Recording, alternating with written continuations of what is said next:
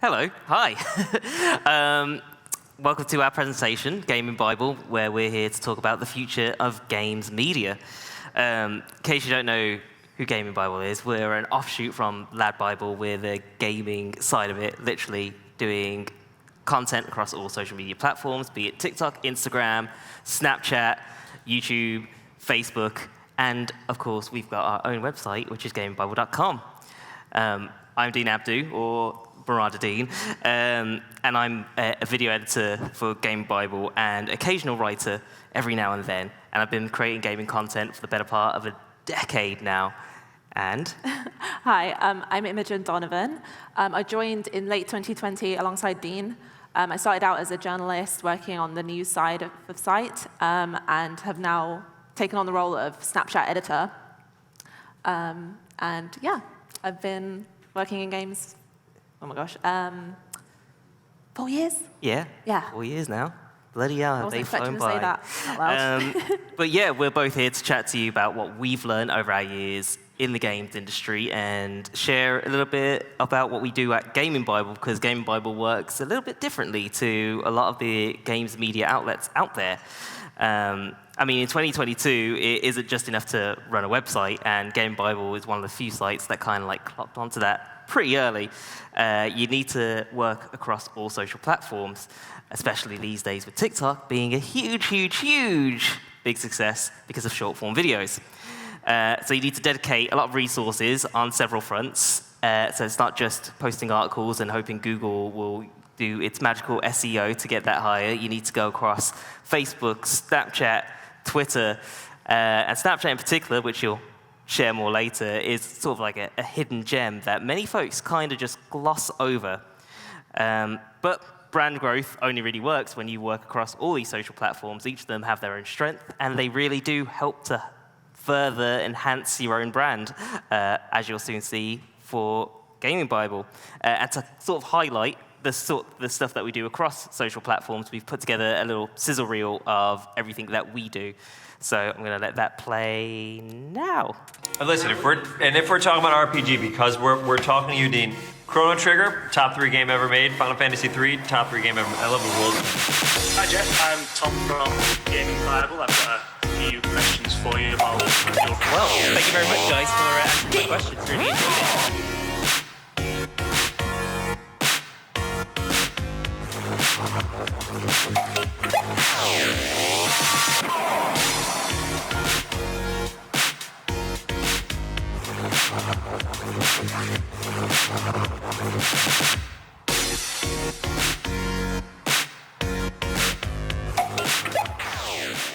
Was that fun to do the sound effects for that? Did you just have to scream into a mic or something? Oh my god, one of the darkest days. I hear you're quite a Pokemon fan, I am. and that you've been craving for a Diamond and Pearl remake. I've actually been begging.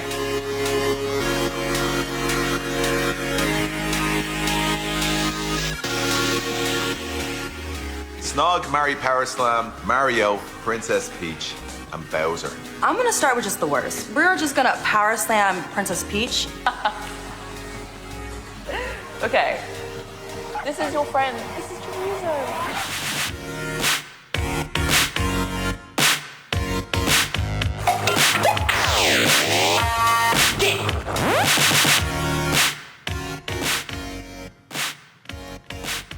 And that's Gaming Bible. So yeah, as you can see, we've kind of been doing all right in the social media game, especially TikTok. Like I said earlier, it's huge, and it's certainly huge for us. But games media is evolving past just normal widescreen videos these days, and web articles, as I was saying earlier. Short-form videos and mobile viewing, especially with younger audiences, is where the media is heading, and we're going to be chatting about how that really is for us at Gaming Bible. Do you want to take this one? Yes. So as you can see, we are one of the leading platforms in the industry to talk about gaming in the industry, talk about games themselves. One of the best out there. And you can see across our platforms we have a huge following, but this isn't, it's not just about these numbers, it's about how you capitalize content for these platforms.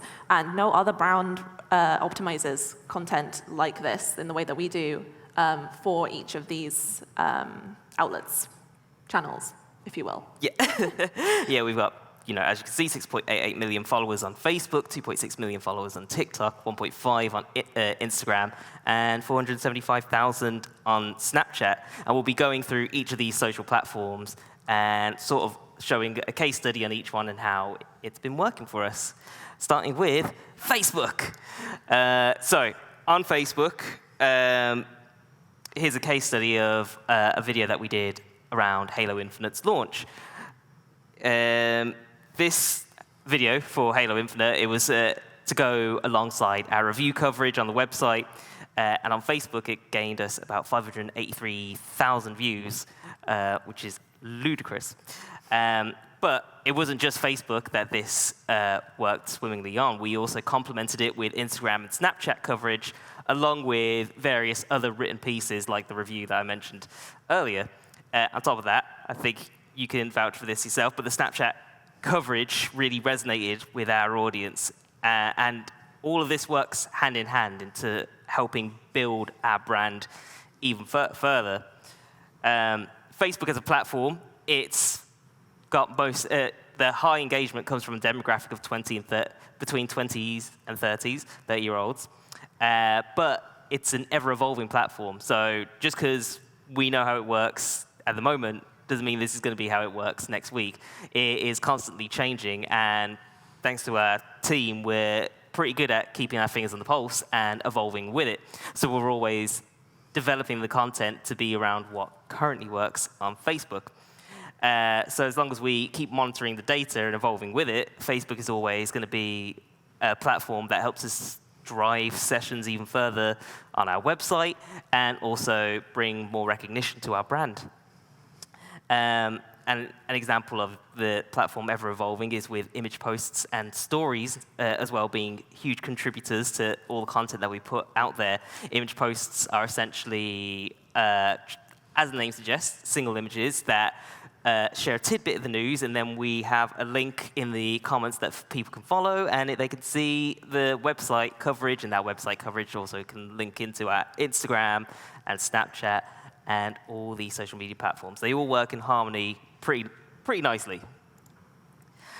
I realize that I said these things without actually turning the slides. So now on to Instagram, which is what I'm also covering. Another Instagram case study here is Elden Ring, which I'm sure many people have probably played. I have not, because I can't torture myself like that. But this Elden Ring content in particular was guide-related content that we posted on our Instagram.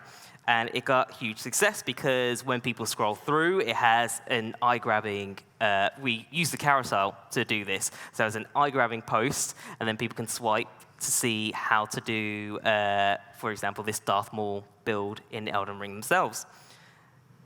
It was an example of how guide content doesn't just work on websites themselves. You can adapt guide content to work on other social platforms, like we did here for our Instagram. And while Instagram is part of the Meta family along with Facebook, it doesn't have the same rules that apply to that platform. It's its own beast, and it has its own data points that you need to follow in order to capitalize on the audience that lives on that platform.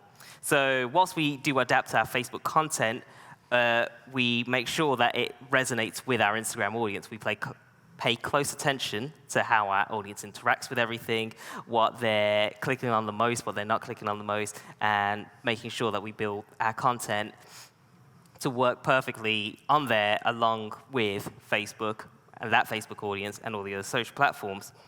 And this helps us to grow our brand even further.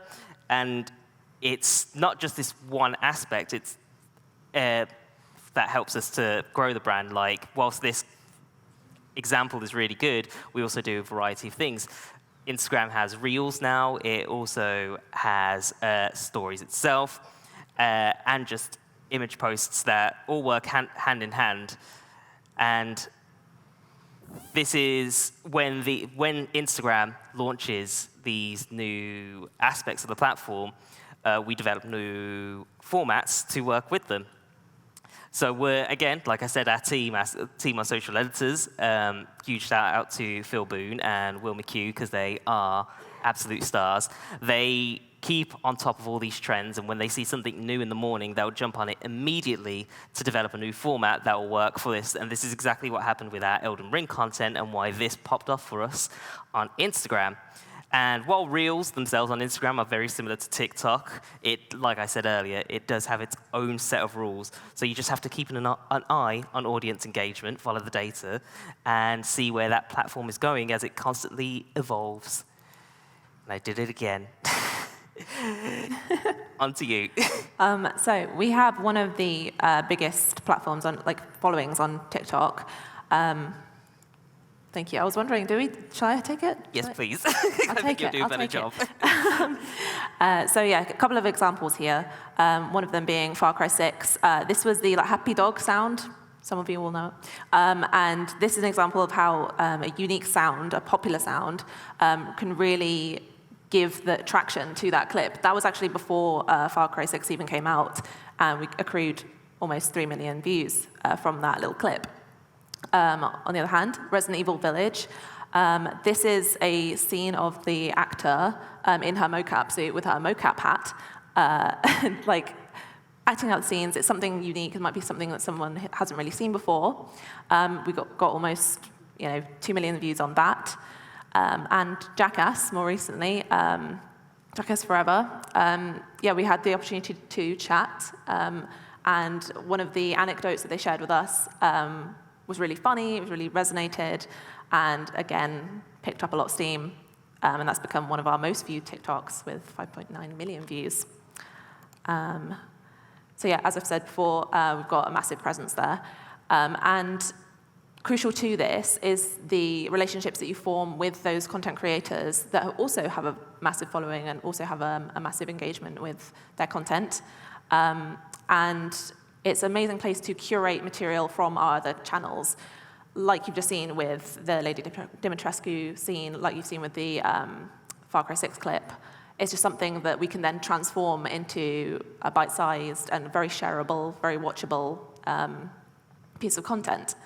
We'll also point out that TikTok skews younger than the other platforms that we're talking about, and it has much more even gender balance.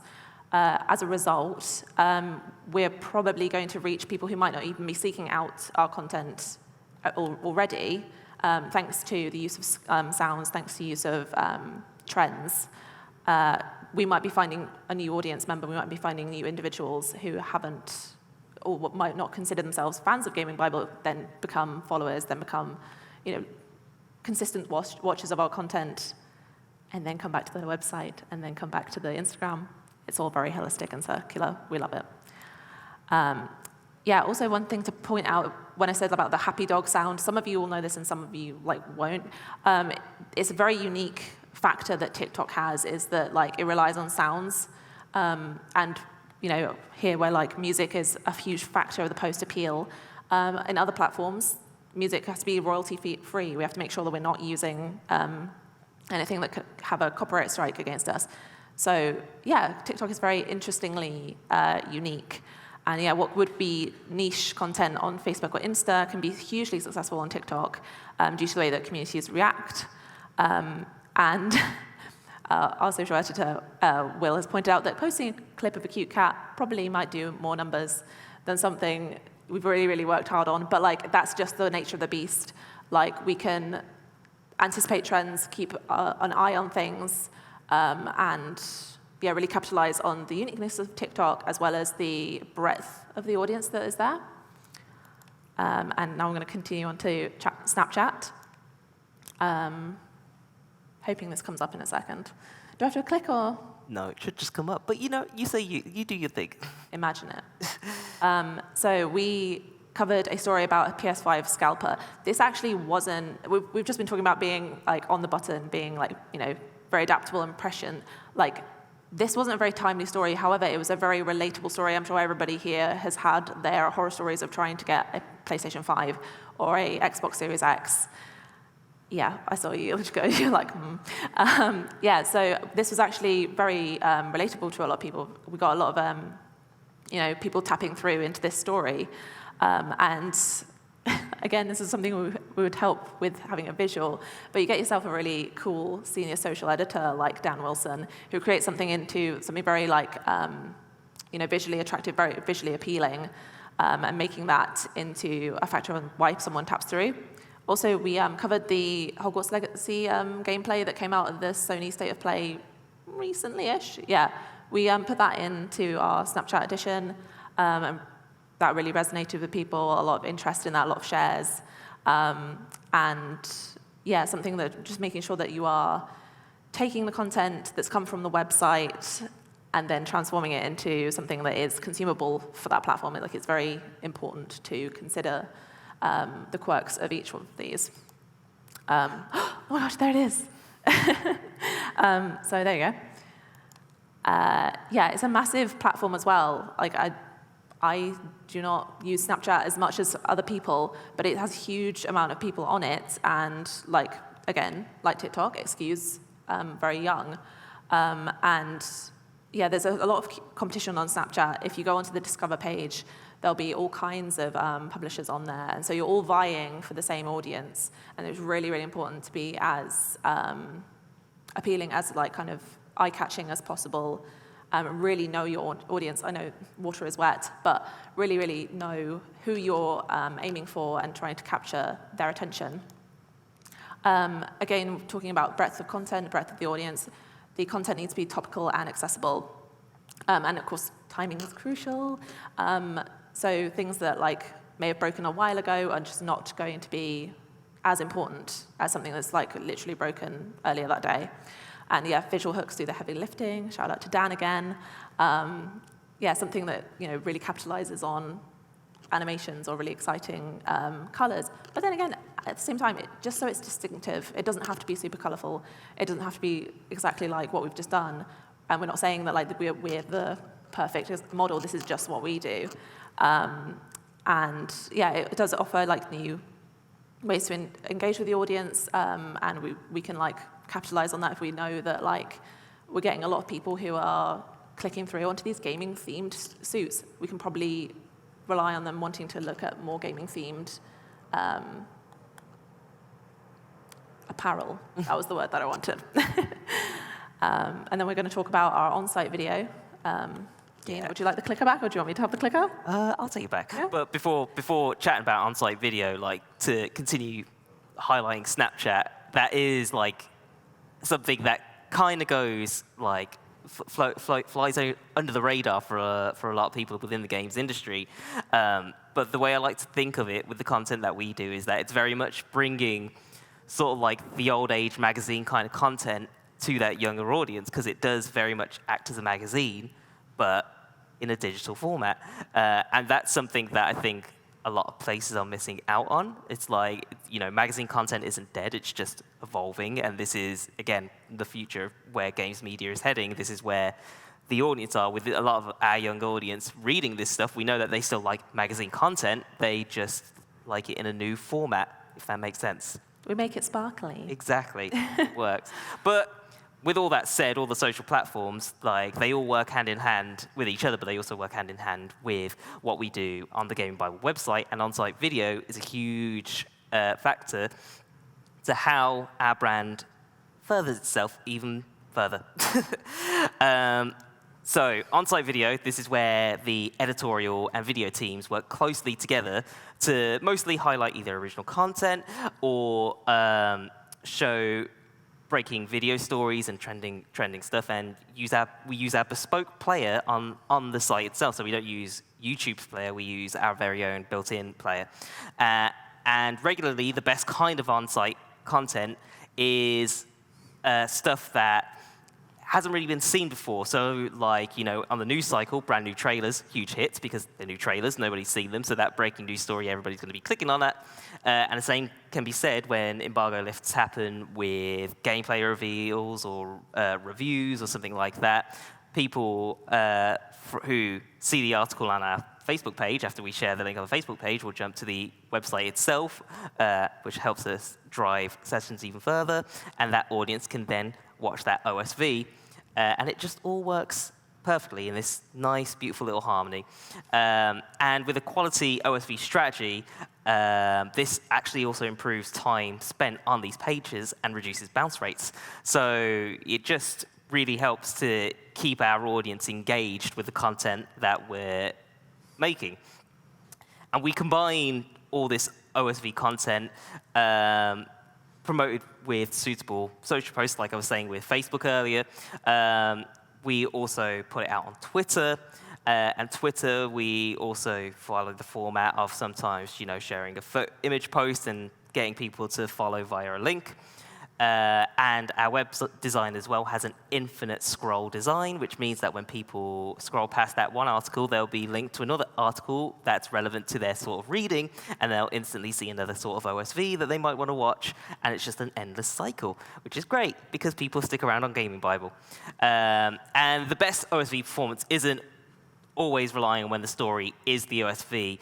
The video isn't merely a related piece of content. It's something that the article is built around. So at GAMINGbible, we every now and then will find content that we use on Facebook that's been a hit for us on Instagram Reels or TikTok, and we can turn that into a story of some sorts, because people are engaging with that. People are clearly interested with what's going on. So if they're interested on those social platforms, then they'll also be interested in reading the wider story on our website.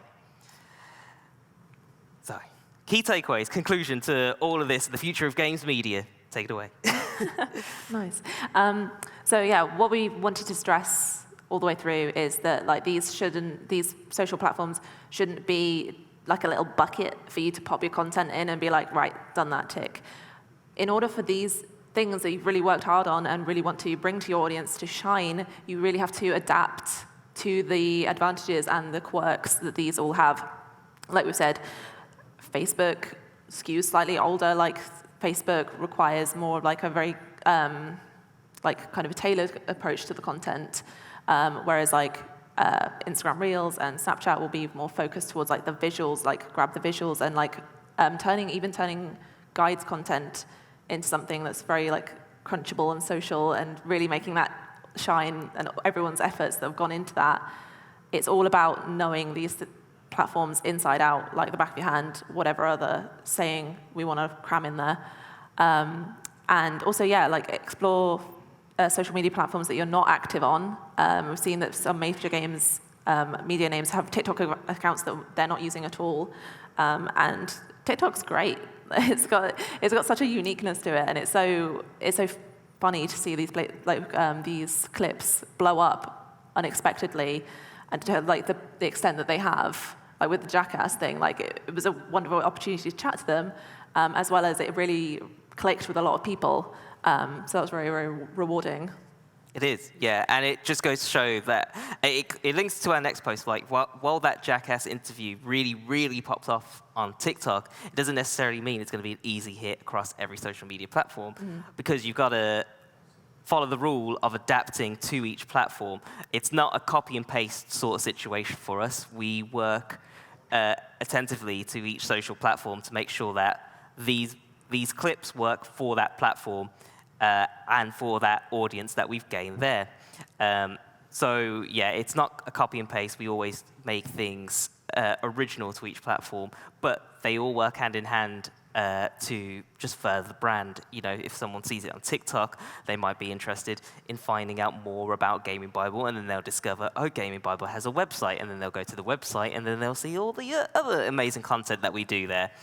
The success that we get on one platform isn't a guaranteed success on another platform. If you're just copy and pasting, you need to follow the audience, follow the data, and have that constant communication as well between the teams. Our team, we're not a huge team, we're a small team, but we're constantly talking to each other all the time. We're not just all working in our retrospective area. We all dip in every now and then. Before Imogen was a Snapchat editor, she was a journalist. Before I was video editor, I was a journalist as well, but I dip into writing. Still, every now and then, I contribute to features, reviews, whilst also mainly focusing on our Facebook page, but also adapting the content, like whenever we get gameplays or interviews or reviews, I work on with the social editors and the video editors and the writers to make sure that this content is adapted in a way that it can work on all of these platforms, rather than take the easy way and being like, okay, I've done the video, let's just post it on all of them just like that. And you have to look beyond the news cycle as well for the content that you do. Whilst news is great, everybody stays in tune with the news, that isn't the leading performer for us. As we've learned with the Elden Ring on Instagram, people like to see things that they wouldn't otherwise see anywhere else. So news tends to be shared everywhere, but if you can do something a bit more unique and original, e.g. for the Halo Infinite release last year, they brought the Halo Infinite Warthog into Oxford Circus, which was like down the road from me, so I literally grabbed my phone, went to Oxford Circus, and just recorded a bunch of clips using the Halo Warthog and chatting to the guy who made it. That was something that we put out on Instagram and Twitter and TikTok, and it just, that's us looking beyond what's being shared in the mainstream news cycle. And as we said many a times, you can't have the same success on every front, but being present keeps you in the conversation when the areas you are seeing wins on implodes. So because we're on top of it with all these social platforms, we're not just focusing on one, we're focusing on all of them and working towards all those audiences. We've got a pretty big gaming media brand across social. We're here, so. Yeah. That's the key takeaways from where we think games media is heading, and how we at GAMINGbible have been adapting ourselves and evolving with how social media and content viewing has been evolving. With that said, any questions? Hi. If we have any questions, could you go to that mic in the center? Thank you so much. Hi. Hi. Thanks for the talk. I'm really interested in kind of audiences and how they grow and their habits change over time. So it's really fascinating to see how you've embedded in all these different kind of social media platforms. Like you mentioned, they have different demographics. Obviously, people age, unfortunately, we can't stop that. So in terms of a long-term strategy, do you think it's worth, so you've onboarded these people onto your brand, do you think it's worth trying to follow those people wherever they go as they grow older? Or are you going to say, like, stay on Snapchat and just keep pitching to the new 18 to 20s that come in? Do you understand? Like, do you know what I mean? Like, where do you think the value is in terms of the long-term strategy and in terms of social media in general? Do you want to take this, or the? Sure. I think that there is value in cultivating audiences across demographics. So the people, as you say, 18 to 24-year-olds on Snapchat, they will age, and they may not use Snapchat anymore. They may, if we have done a good job and we have impressed them, they might then come off Snapchat and then follow us purely on Instagram. It's almost like kind of a following little ducklings around, and taking the lessons that we've learned about what are these particular people like. They've then graduated, gotten older, they're more interested in this. We're having a huge resurgence of remakes and stuff like that, and that sort of stuff really hits on Facebook, and in so many years, remakes of Ghost of Tsushima is really going to hit further where those people are now, and it is, I guess, a question of following those people around. You want to keep your content in as many people's eyes as possible. I don't think anybody here would be I'm just going to let these people go. That sounds really bad out of context. Okay. Just keeping following the people that have engaged with you. I'm sure if you have really impressed them and really they want to keep up with your content because it's unique and it's on the button and it's funny, etc., they'll just follow you for wherever you go. They might just become somebody who engages with the website, but it's still a statistic. It's still an engagement that you have. Hopefully that would have answered your question. Great. I mean, with that for us, Facebook is our oldest audience, and we've constantly, been developing content on Facebook. As we said, it's an ever-evolving platform, so we ever evolve with it. but without losing that core audience. And as the years go by, new people join Facebook, and then they'll slowly discover us on the Facebook feed. But when new and emerging social platforms happen, like with TikTok, we also follow the trends there and build a whole new audience. So Will McHugh, who works on our TikTok, saw that it was a platform that had the potential to really blow up, and as we've all seen, it really did blow up. And he managed to build a huge following of 2.6 million people on TikTok by just going on there and creating all sorts of content, along with sharing other people's content. And that just really helped us grow a whole new audience that loves the Gaming Bible brand, and that new audience then discovered us on all the other social platforms along with our website. So it's, still making content for that core audience and following how that's evolving, whilst also, like I said earlier, keeping our finger on the pulse and following these new trends emerging like TikTok. I hope that helped as well. Fingers crossed. Any other questions? Hi. How's the proportion of your revenue changed from over time between kind of YouTube and website kind of automated advertising versus direct sponsorship deals and the like?